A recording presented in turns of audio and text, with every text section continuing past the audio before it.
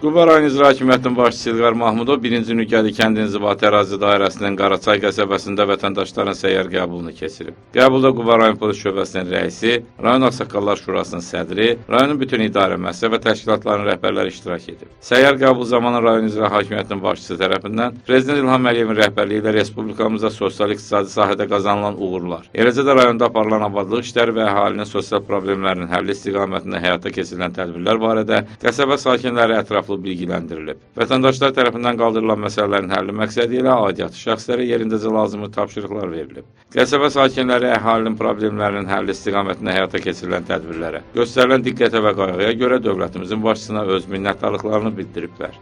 Bir yanda iri bir ağac var, onun içi boşdur. O için düzdür, ağac formasında ama içi boşdur.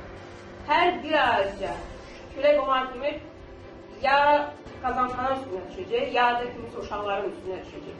Dəfələrlə ekologiya zəngiləmişəm. Qərib o, Tərlan Telmanoğlu növrəsi var. Ekologiya icranın bələdiyyənin üstünə atır.